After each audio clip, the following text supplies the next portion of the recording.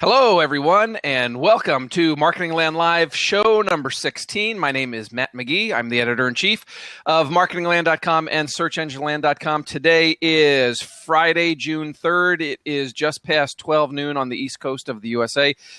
Thanks all for tuning in, whether you're watching live or on a replay.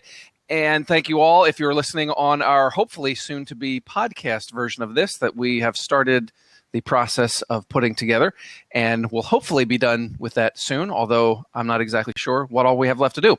We are here every Friday at this time for a live show talking about the week that was in online marketing with the marketingland.com team and friends, and we have three of our team members right here. So why don't we get started with introductions?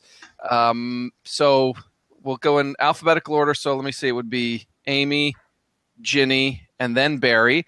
So who you are, what you do, where you are, and today's special question is, what was your first pet? Okay. All right. Go ahead, Amy, you're up. All right. So my name is Amy Gazenhouse, and I am the general assignment reporter for Marketing Land and Search Engine Land, and I am in Georgetown, Indiana. We are right above Louisville, Kentucky. So right on the Ohio River. And my first pet was a white German Shepherd, and her name was Mandy. And we got her when she was just a little furry white ball when I was 5. So, and because it's relevant here, we just got our most recent pet 2 nights ago, and it is a lab German Shepherd mix. And his name is Burt Reynolds because he is the most handsome dog in the whole wide world. So I'm pretty sure I've taken more pictures of him already than both of my kids combined. Is he? Second kid. So yeah. Is Burt Reynolds within like shouting distance that you can get him on camera real quick? Oh, he's upstairs, and I have my daughter who's his childcare right now that they're not allowed downstairs. Okay. If I would have known, I would have brought him down for sure. Maybe we'll do we should do a pets of a puppy blab. Yeah. He is super cute. I didn't know there were such things as white German Shepherds. Yeah, this was, I mean, golly, this was 78, 79. I remember it being, it might have been like a German Shepherd mix, kind of. My mom and I had moved, and it was a beautiful dog. So our dog now looks, even though he's a puppy, he looks a lot more like a lab than the German Shepherd that was his dad. So yeah, I could talk. All right, Ginny. Oh, me next? Okay, so Ginny Marvin. I cover paid search and ads at Search Engine Land and Marketing Land. I'm in Portland, Maine, and we had dogs and cat when I was born, but the first pet I got on my own, my brother and I don't remember how old we were, in elementary school, and we got 2 guinea pigs, and they were Chewy and Ewok. Nice. I like that. Yeah. Awesome. Yeah. Little Star Wars theme going on. Yeah. I think Danny has guinea pigs. I'm not sure. Ginny. Well, he has one now. One passed away. Oh. Yeah. And we have 2 guinea pigs now, but yes. All right, Barry. All right, I'm Barry Schwartz. I'm the news editor at Marketing Land and Search Engine Land. I like to cover the SEO beat, mostly around spam. And I hear there's a new spam museum. Hopefully I'll get to see it. And we'll see. But I'm based in New York. And I don't know if goldfish are considered pets, but I'm not really sure, why not? I'm not really a pet person. I have lots of kids. But I don't know. Did you have a goldfish when you were little? I did, but then I got sick of it, so kind of. What was his name? I don't remember. I had a goldfish named Bob. Name? I had it when I dissected a pig. I called it Rusty, but that was about it. Oh my gosh! Not for school. It was dead already. Whatever. So. Oh gosh. Okay, so I've already said my name, and Matt McGee, editor in chief, and I am in Tri-Cities, Washington, on the east side, the dry side of Washington State. And my first pet, we had a dog. I got a dog when I was 8 years old. It was a little collie. It was about yay big, like literally you could fit in this blab window. And it was a little collie mix named Dusty that I loved for years and years, and then it got hit by a car. Oh. So there you go. All right, so let's get to the show this week. What a strange week! Usually when we do Blab, there's like this huge story hanging over our head that we are going to devote 30, 45 minutes dissecting and analyzing, and this was just a quiet week of news, wasn't it? Yeah. Yeah. Very quiet. It's summer. Nobody wants to dig down into anything. It was just after all the craziness that we've had in the last month or so with all the Google news and the events and the Facebook F8 and all this sort.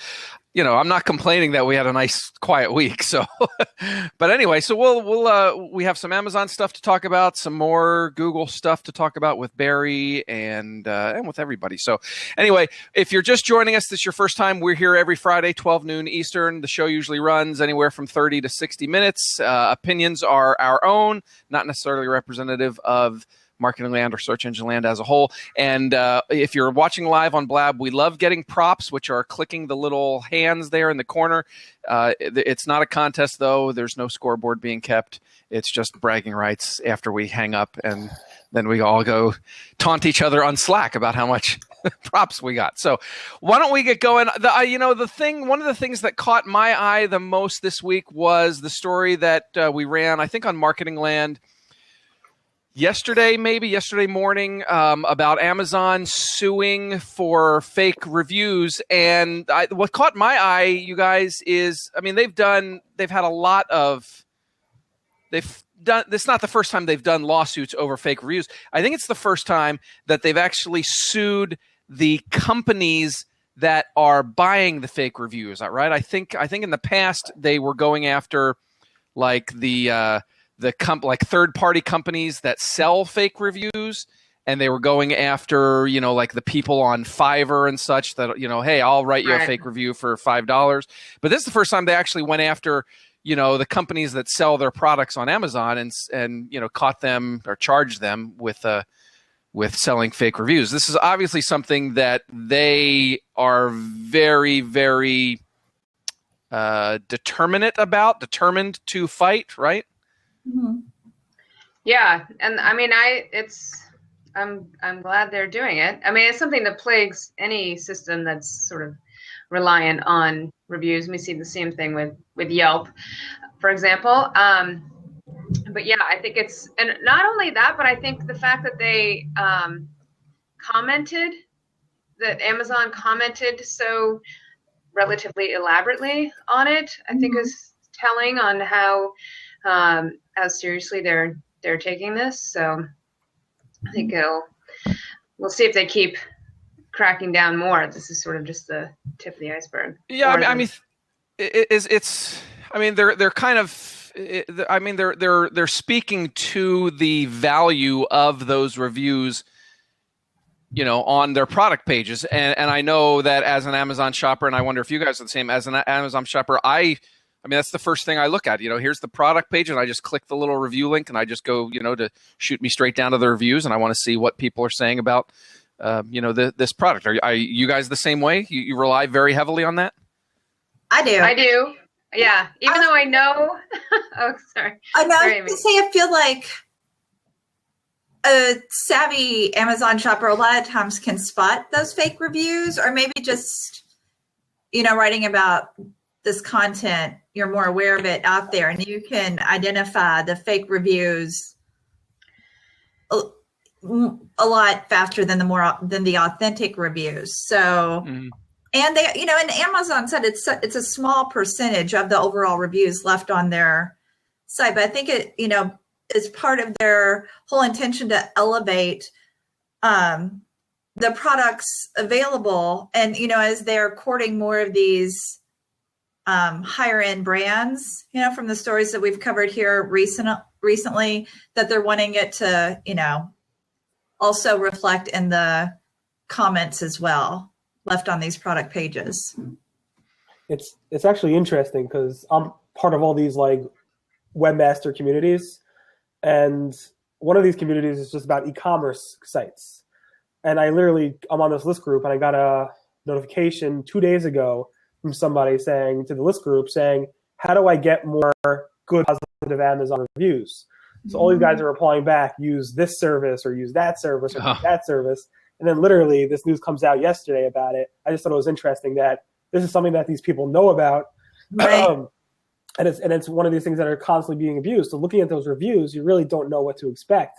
And obviously this is not new, but I'm glad that Amazon is doing something more to try to tackle this problem. So it's nice to see. Yeah, I agree. They already have on some. I can't remember what products it was, but like you'll read some of the reviews, and some will say something like verified purchase or something like that, where they know that the person leaving the review actually bought the item right there on Amazon. So and that used to be you could only review a product if you had bought it on Amazon. Right. But then wasn't there a whole scam where these companies that sell reviews could somehow get you into that tracking system through sending you something? I can't remember what the process was, but for some reason, I think there was a loophole there that made it possible for people who weren't buying to get like empty Amazon boxes. So that there was. I heard about that. I can't remember what the work. Oh gosh. Yeah. But I know what you're talking about. You would like for them to be a verified purchaser of a product, even though they hadn't actually purchased the product, and the company that they were working for, that supplied these fake reviews had figured out the loophole to do that. Yeah, it was like it was a third-party seller using Amazon, and they would put you in their system as if you were a customer and send you an empty box. Right. And then, they wouldn't send you the DVD player. They would just send you an empty box. It would look like a purchase of a DVD player, and then you'd be able to leave a review as a verified or something like that, whatever it was. It was something along those lines. Am I right? Right. Yes. And somewhat complicated, just, it seems for just. Well, I know. This is what I always think. If you just put that time and energy into something actually productive, where would we be now? It's amazing. Funny Amazon story. So the other day I asked Alexa to order me a Cholula hot sauce. Oh, she's going off now. And and then it said, okay, order Cholula, $25. I was like, that is expensive for what did I just order? I ordered a half gallon of hot sauce. I have had to order a pump for this.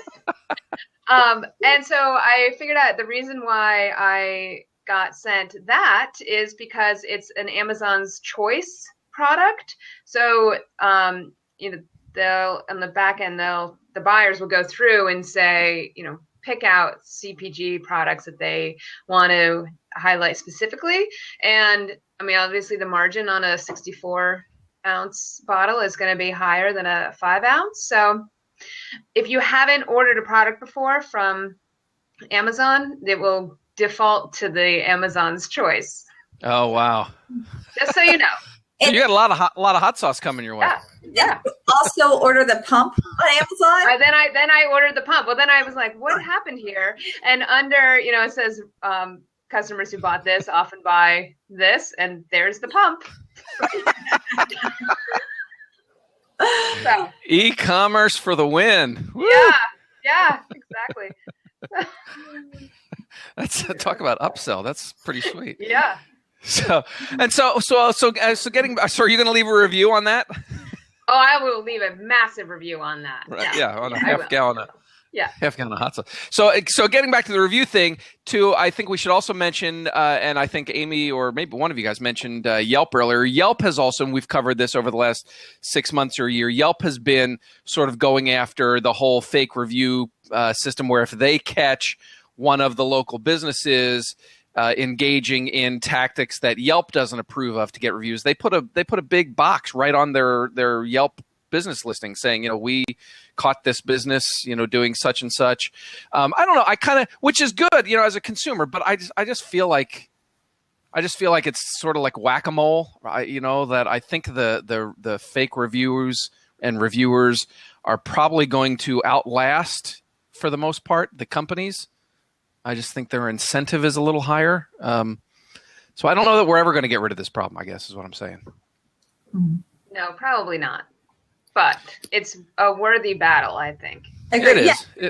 These companies need to show that they are invested in making their site content, product reviews as authentic as possible. Yeah, it's a trust issue. Yeah. So Yeah, exactly. yeah. All right. Let's move on to topic number 2. Dose, I still haven't made the card. I promise you I'm going to make a big card that I can put up. Topic number 2. There's topic number 2 and 3 are kind of sort of semi-similar. Barry, you covered this earlier this week, I believe. It was Google saying that, so Google has this page speed ranking factor, right? That's one of their ranking factors is how fast your page loads. But on mobile, they don't actually use your mobile page speed, right? Yeah, it's kind of shocking if you think about it. So it is, yeah. Usually you want your mobile site or mobile pages to load faster than your desktop. So Google, and they kept it quiet for a long time. Like, you would think page speed would not only be a factor on desktop, but what happens is they'll measure the speed of your desktop page, and then they'll say, all right, that speed of your desktop page, whatever signal we gave to your desktop page, that exact signal will go to your mobile version of your page, even if your mobile version of your page is 20 times slower. And that's the way it's been since they had this page speed factor. Of course, this page speed factor is really small. You probably won't notice it. Right. You have to be incredibly slow for you to see a downgrade in your rankings. But Google has said a year ago or so that they will go ahead and make it mobile specific. So they'll look at your mobile specific page speed. And then at the Search Marketing Summit in Sydney, Australia, I think Gary from Google said it's coming in months. At least that's what it was reported as, coming in months. But then later on, he said it's still in the planning phases. So I'm not sure if from the planning phases it only takes a few months for it to come out, or if it was misquoted as coming within months or not. I tried to get more information, and he said it's in the planning phases, and he's kind of cautious about giving out any time frames around algorithms anymore since this whole Penguin fiasco, which should be coming soon again. We actually hearing some buzz around Penguin coming soon now. Knock on wood. And it's been, 18 months or so? Upcoming soon. Yeah. But that's interesting. I mean, I do hope the mobile-friendly algorithm specifically looks at mobile page speed as opposed to using the desktop page speed in that factor. Why haven't they been able to do that so far? Is it a technical thing, or is it a... Well, it's interesting. I mean, the page speed tool specifically, we'll talk about it later, does break out your desktop page speed and your mobile page speed. Right. So they should be able to do that. I think it's just, they never got around to it, just like this podcast, when that's going to happen. Eventually it's going to happen, but they just haven't gotten around to it yet, I think. That's the way the software world works. It's coming soon. Our podcast is coming soon. Yeah. All right. So at this point today, then still the page speed ranking factor for your mobile website does not count your mobile page speed. Right. It looks specifically at how fast your desktop page is. And that's so weird. It's just weird, right? It makes you wonder why, why. But I think the reason is, one, it's a really tiny factor in ranking. And because of that, they're like, it's not going to make much of a difference anyway, so why bother? And then they're like, all right, do we have any engineers who want to spend 5 minutes doing it?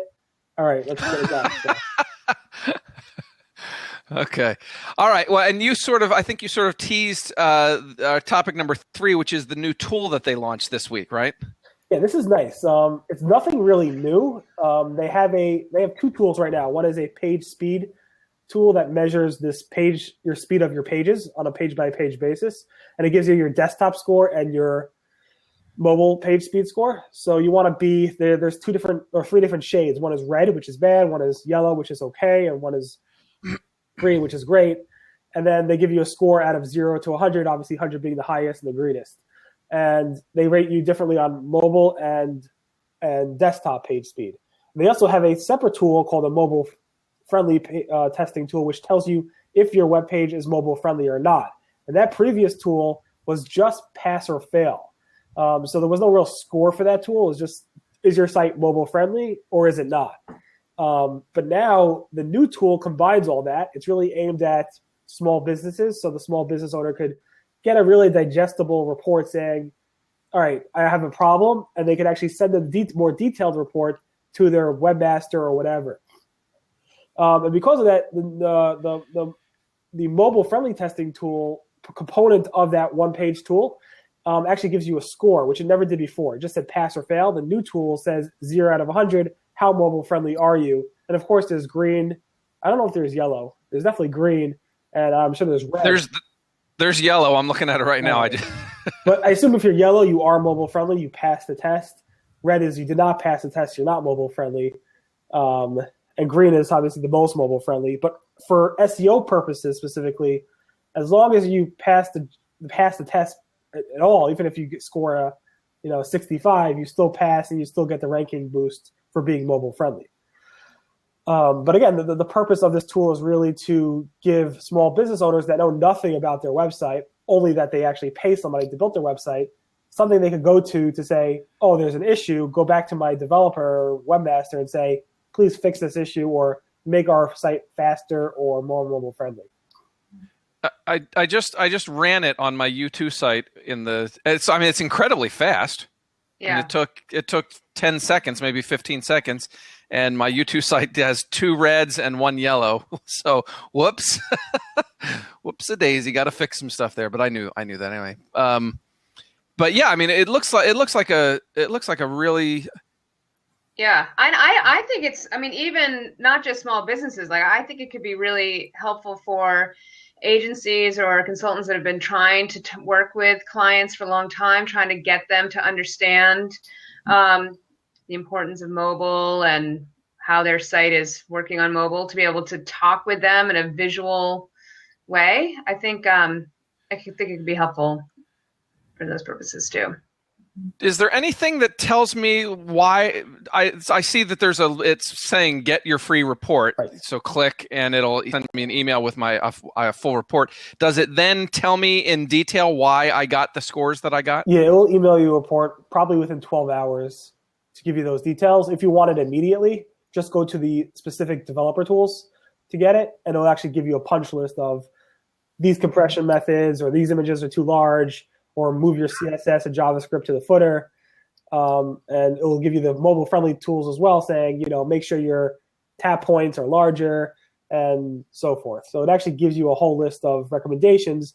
It's exactly the same recommendations you would get from the original tools, but it will come in it's not even a PDF. It's just an HTML email, which if I could share my screen, I don't think this has it. I could show it to you, but you can go to the tool itself and just play with it. It's at testmysite.think. What's it called? Hold on. It's I'll put it in the chat. It's testmysite.thinkwithgoogle.com. Right. So it's a nice short URL.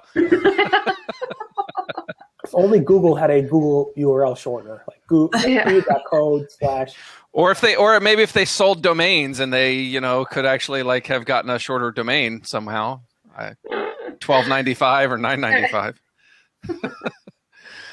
All right, so that's it. I'm going to get my report here in a minute, and I'll take a look at it.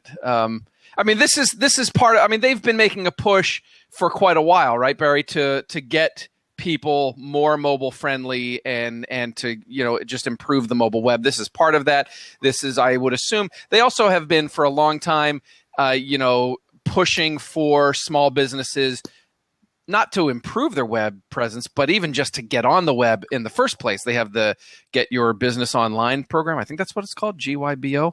And I would assume this all plays into sort of this big overall picture with what they're trying to do for small businesses. Right. It'd be nice. Like, I wish I had a website. You type in the domain name you wish you had, no website found, all red. So get your website out. I'm surprised they actually didn't have the HTTPS as a factor on there. Like, is your site secure? And then how secure? Is it what type of grade security it is? And are there content mismatch errors and so forth? I'm surprised they didn't just add that fourth tool because it's a test. They're really pushing it big time for HTTPS as well. So I'm a little bit surprised there. But overall, I guess I could, they'll add it. It's not a big deal to add. And it's a great tool for just get a quick snapshot and then a report email to you later on, all in one place. All right. Well, I'm going to send and get my report after we finish today's show. I'm curious to see. It was so fast what they told me already. So that's pretty cool. All right. Anyone have anything else to add on that one, or should we move on to topic 4? Yep. Sure. We'll move on. All right. Topic number 4. Instagram made it official this week. They're adding business profiles. They're going to give businesses analytics. We sort of this was sort of something that was been kind of rumored and leaked a little bit here and there over the last month or two. And so now it's official. And I think I said this on one of our earlier shows. I question whether or not Instagram users are looking for this information, but they seem convinced that people are. For business information? Or... Yeah.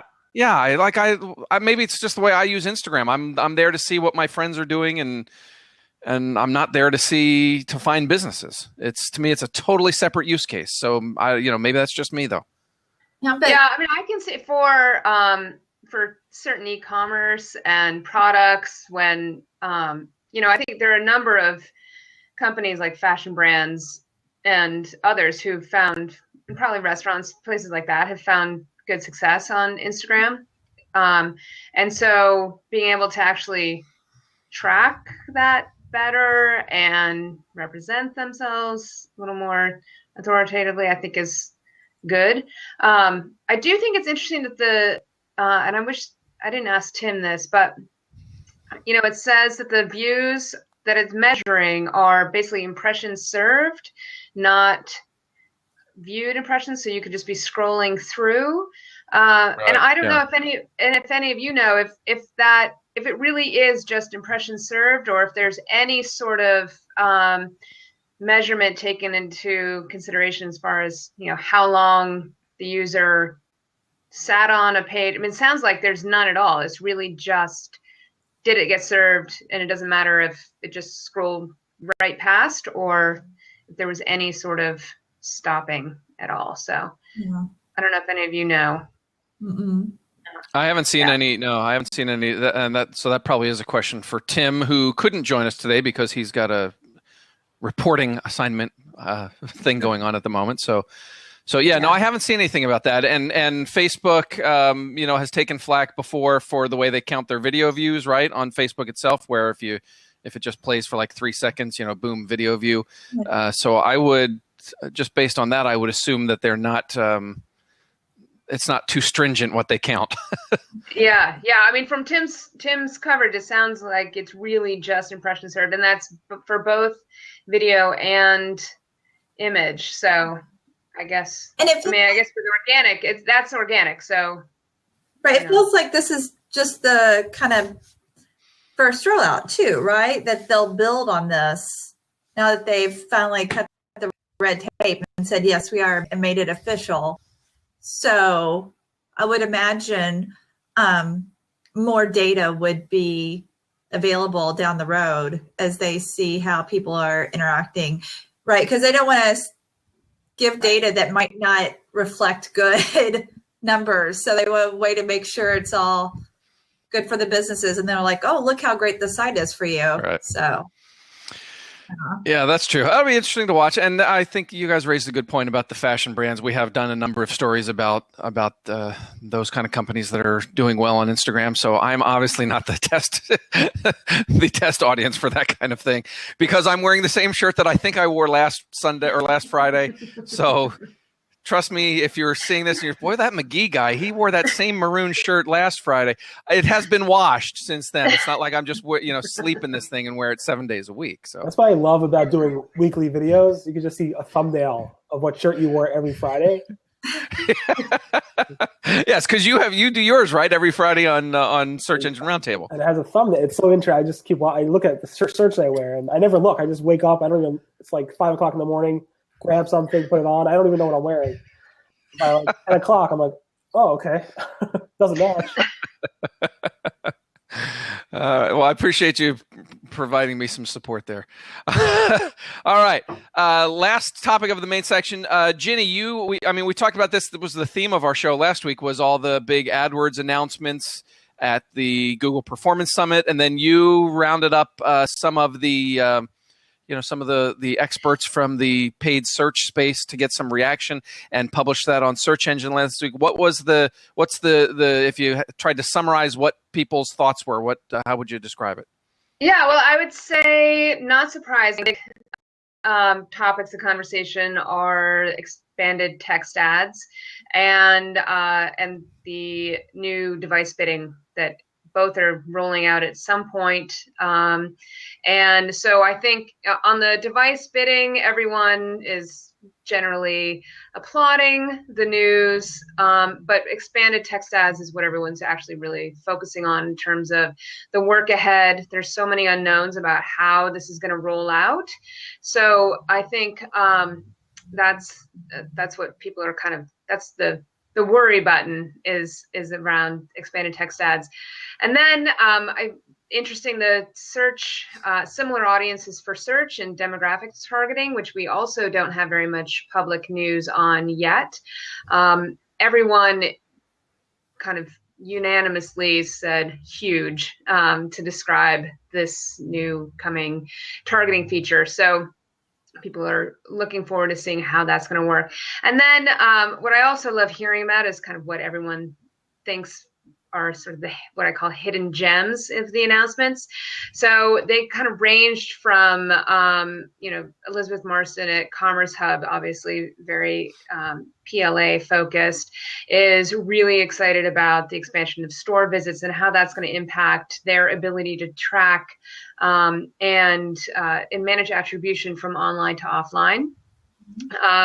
And Fred Valles is also talking about that and the promoted pins on maps and kind of the juxtaposition that, with the expanded device bidding capabilities, Google's kind of giving us more control, while at the same time, things like maps will be, the ads on maps and promoted pins, whatever they're going to end up being called, are going to be fed through or served through feeds, application feeds, and Google will decide whether or not something's appropriate for a user to see when they're searching on their phones on maps.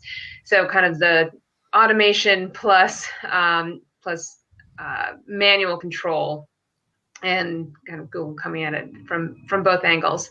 And then there were, just a couple of really just interesting nuggets that people from their own perspectives take and are excited about for their own.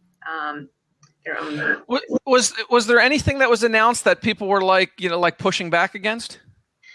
No, and that's kind of what's interesting about this year's news. In past years when Google's done these performance summits, there's been either that's kind of whatever, right. Lack of excitement, or everything was focused around app install ads, a couple of years ago. And so it didn't touch everybody, or, the rollout of the the automotive ads, those big ads on mobile. So where in years past, a lot of the news kind of touched on individual sectors, this year is the first time where a lot of news covers and affects a lot of advertisers. So it is interesting. I haven't heard a lot of negative, or I'm not sure really any negative reactions to the news and updated features that are coming out, other than anxiety over how things like expanded text ads are going to roll out. And it's rewriting everyone's ads is a daunting task. So I'm just trying to figure out how that's going to happen, what the rollout's going to be like, and sort of just the nitty-gritty details of that is sort of what is concerning people at this point. But. Right. Barry, was there any chat in your SEO circles about the those changes, and especially how we talked about this on last week's show, how the bigger AdWords ads, the 2 headlines, that's pushing organic results down further, that sort of thing? Yeah, so I'm looking at communication right now from SEO saying it's going to push the ads down, not fair to the organic. That's typical stuff whenever AdWords announces anything. People are saying this is not really innovative at all. I don't know what Google's talking about. So that's where the pushback is. It's on the SEO side. Yeah, it's on the other side. Yeah. I will say, yes, on the expanded text ads, not great news for SEOs. At the same time, I'd already was relatively bleak. On mobile, the ads are already almost all the time take up the full screen.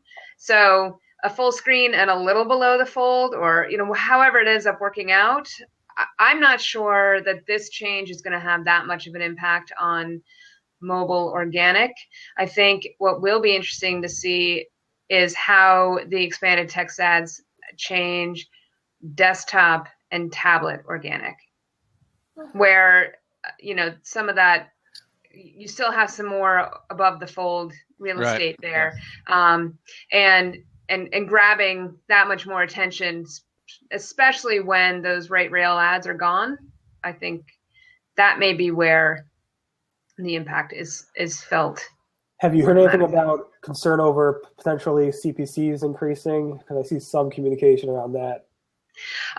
There was concern about that when right rail ads went away, and there have been some studies that have shown the ads for those top placements CPCs are going up, and then others are saying it's been kind of flat. So it's still sort of early days, I think.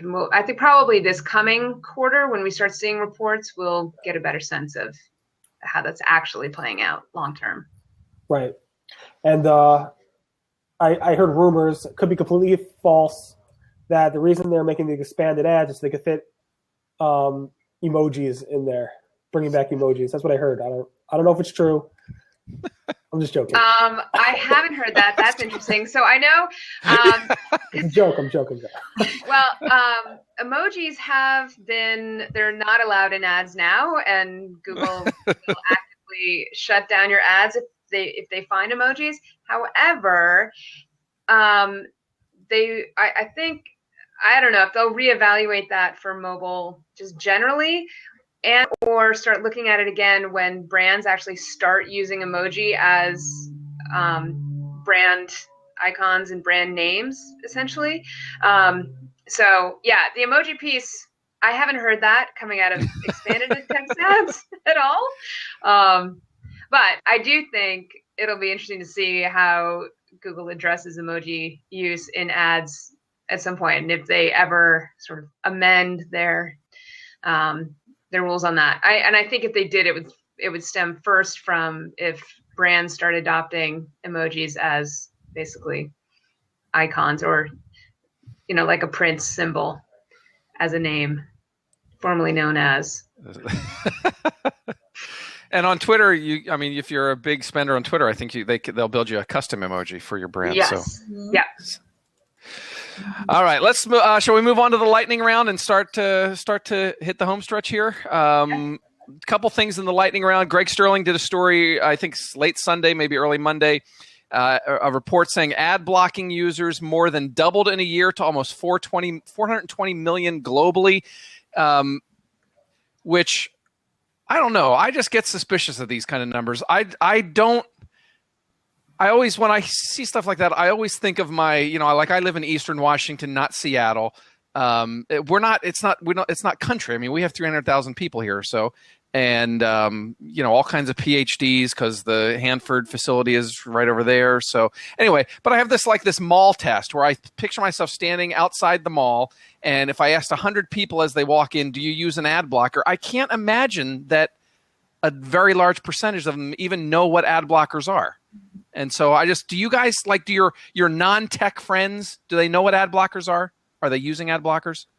So do you have non-tech friends, Barry?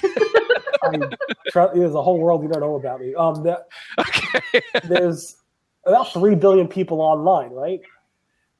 Like that. Okay, I don't. How many internet users are there? It's about the knowledge box, which you don't have to click on to get a result, is 3 billion, about 3 billion users. So that's a pretty big percentage, right? 420 million out of 3 billion. Yeah. I don't use ad blockers. I should probably, but I don't. But yeah, I agree with you. I think it's kind of high. I'm not sure where any of these metrics from, but. Were the because I don't recall this, are the numbers based on individual users, or is it double counting people who block on mobile and on desktop? Do you know? I don't know. That's a very good question. Yeah, because I know that kind of the gist of that article or report was showing the mobile use of ad blockers kind of skyrocketing in the past year, with iOS, obviously. But so I do wonder if it's users or if it's use of ad blockers on a device. I'm not sure. I am not surprised to see the number of ad blockers going up, though. Right. Yeah, I agree with that. Whether or not that number is actually true, I think it's at least a directional indication of the problems of mobile ads, especially on mobile, that the ad experience on mobile desperately needs to be still really bad, right, at an industry level. So right. I think it underscores what a lot of people are trying to work on now, and the extra need to really be focusing on that. So. Okay. Do we want to does anybody want to weigh in real quick on the Facebook closing the live rail ad exchange, or is that? Oh, I mean, I get, again, so that is, they're focusing on Facebook Audience Network. That's what they've said, which gives advertisers the ability to essentially extend their Facebook campaigns, but really kind of harness all the Facebook targeting that's available and target users off of Facebook. And there's a whole thing that they're going to extend that to not just being able to target Facebook users, but all other users, basically like a similar audiences that we talked about last week. So that's that. That's that. All right. And then last item on the lightning round, we're not going to be pinning anymore on Pinterest. We're now saving. Their pin button is now called Save, and I found that so odd. It's just me. I thought, well, that just is working against your. I didn't get that at all. Am I the only one? No, it's I mean, and they pitched it as. The pin, but like international users are more familiar with the term save than pin. And I would assume that there's truth in that. But I also think that they have had some fights over the years, some legal battles with other companies trying that, pin things. And so there's been sort of this legal back and forth. And I just wonder if maybe they just decided, you know what? Let's just stop calling it pin because there's so many other services where you can pin, and let's just call it save because that's sort of like a universal. Right. Yeah. Well, like the promoted pins in Maps for in Google Maps. I mean, there's already overlap there. So I guess I can see that. Yeah, I just wonder if that had anything. But I agree with you, Amy. It was kind of a sort of just random out of the blue kind of thing. But I just want all these brands have to go back that do Pinterest marketing and that had pin in their name. Pin this to your right. So I just all those copywriters have, and all the Control F to find pin throughout all their content and save it to save. But I just thought it was odd. I assume all those pinned buttons will automatically dynamically change. I still see pin, like share this pin it on buttons all over the place still, even today. So I guess that didn't change. Not yet, but it sounds like that's what they're eventually doing, is everything will become save instead of pin. So And our friend David Wallace says he's still going to pin, but not if it says save. You're not. You can call it pinning, but you'll be saving. So, all right. So that let's wrap that up as our lightning round. What is coming up? We have our conferences coming up. So I'll just do that real quick. We have. So this is what? This is June 3rd. So June 4, 5. So 6th is Monday. So 2 weeks from Monday starts our week of conferences in Seattle at the Bell Harbor Convention Center, right on the water. Beautiful location. First up is our Social Pro Conference. That's June 20th and 21st. Then there is SMX Advanced, June 22nd and 23rd. There's workshops scattered in between there. I think the advanced workshops are the second day of Social Pro. Anyway, a whole week of stuff going on with Social Pro and SMX Advanced. You can still register for either or both of those shows. We would love to see you. Facebook is doing the keynote at Social Pro. We have our Google keynote at SMX Advanced like normal. So it's going to be a fun week having those both together in the same place. And I should also mention that our 8th annual Biggest Search Geek contest ends tonight. And we're giving away a free trip to SMX Advanced to whoever wins that. And SMX Advanced sells out every year. It's about to sell out. There's less than 100 tickets remaining. So if you want a free ticket to SMX Advanced, join the Biggest Search Geek or enter the Biggest Search Geek. Just go to biggestsearchgeek.com is where you get all the information. But if you're watching this like tomorrow on Saturday or next week, you're out of luck because the contest ends tonight, Friday, June 3rd at midnight Pacific. So there you go. That's what's coming up for us. Why don't we say goodbye to everyone? Amy, you want to go first? Tell folks where they can connect with you if they want to chat and say hello, ask you any questions.